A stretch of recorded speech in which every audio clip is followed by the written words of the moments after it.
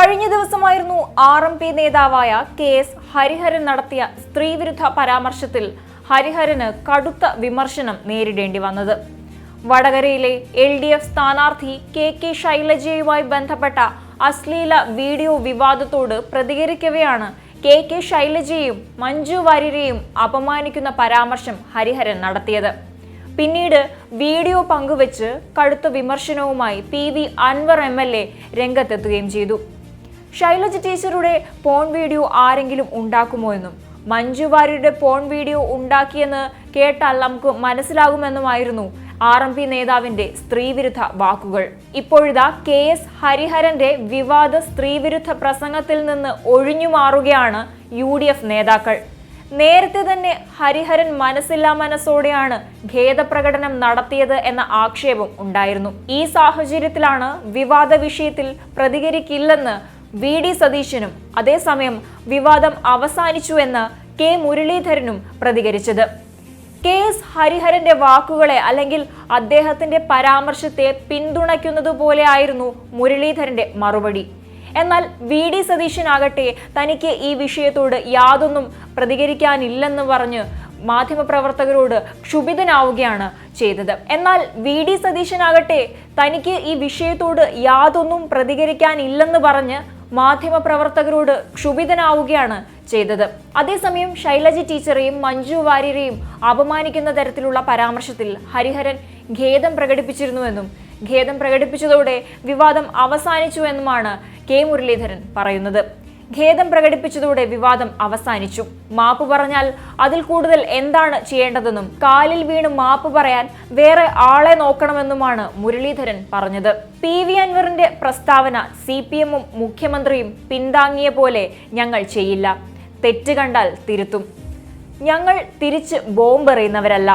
CPM-നെതിരെ ശക്തമായ പ്രചാരണം നടത്തും. വടകരയിൽ സർവകക്ഷി യോഗം ആവശ്യമെങ്കിൽ വിളിക്കട്ടെ.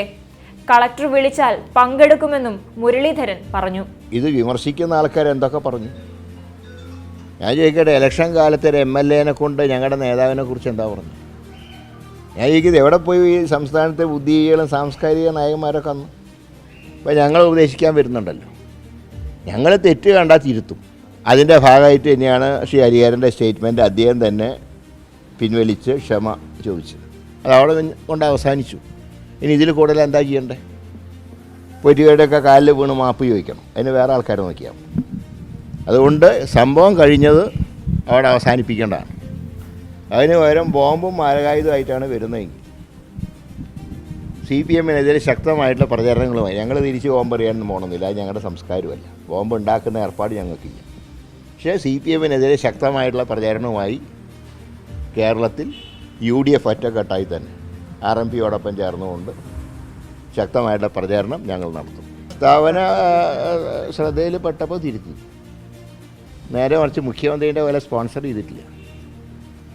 അൻവറിൻ്റെ പ്രസ്താവനയെ സ്പോൺസർ ചെയ്തല്ലോ ഗോവിന്ദൻ മാഷ് മുഖ്യമന്ത്രിയൊക്കെ. എവിടെ പോയി ആ നേരത്തുള്ള സാംസ്കാരികമായിട്ടുള്ള ഇതൊക്കെ? ഞങ്ങൾ പറയും മാത്രം ഞങ്ങളുടെ മെക്കട്ടേക്ക് ആളുക. ഞങ്ങൾക്ക് തെറ്റ് പറ്റിയെന്ന് ബോധ്യപ്പെട്ടാൽ ഞങ്ങൾ തിരുത്തും. ഒരാൾ പ്രസംഗിക്കാൻ വന്ന ഒരു പരാമർശമാണ്. അതിൽ തെറ്റ് കണ്ടപ്പോൾ അദ്ദേഹം തന്നെ സ്വയം തിരുത്തി. സ്വയം തിരുത്തിയപ്പോൾ ചവിട്ടകളെ അവസാനിപ്പിക്കണ്ടേ? അല്ലാണ്ട് തന്നെ പറഞ്ഞ ആളുടെ നാക്കരിക്കാൻ നിൽക്കുക. ഇതെന്താ സ്റ്റാലിൻ്റെ പഴയ കാലത്തെ സ്റ്റാലിൻ്റെ ഋഷിയൊന്നും അല്ലല്ലോ. ഒരു കൂട്ടർക്ക് മാത്രം എന്തും പറയാനുള്ള ലൈസൻസ് അധികാരമുണ്ടെന്ന് വിചാരിച്ചു. അതുകൊണ്ട് അതിനെയൊക്കെ ഞങ്ങൾ ശക്തമായിട്ട് നേരിടും. ഞങ്ങളുടെ മേൽക്കോയ്മയ്ക്കൊന്നും ഒരു തകരാറുമില്ല. ഇന്നിപ്പോൾ ഏതായാലും എത്ര 1200 വോട്ടിനോ വടകരയിൽ ശൈല ടീച്ചർ ജയിക്കുന്നു പറഞ്ഞു. കഴിഞ്ഞ 50,000 വോട്ടിന് ജയരാജൻ ജയിക്കുന്നു പറഞ്ഞു. അപ്പോൾ ഒരു കാര്യം ഉറപ്പായി, ഞാൻ ഷാഫി 50,000 വോട്ടിന് ജയിക്കുന്നതാണ് ഞാൻ കണക്ക് കൂട്ടിയത്. പക്ഷേ ഇപ്പോൾ ഈ കണക്കനുസരിച്ചാണെങ്കിൽ 1,00,000 ജയിക്കണം. അതേസമയം ഹരിഹരന്റെ സ്ത്രീവിരുദ്ധ പരാമർശം തെറ്റ് തന്നെ എന്ന നിലപാടിൽ ഉറച്ചു നിൽക്കുകയാണ് PK കുഞ്ഞാലിക്കുട്ടി.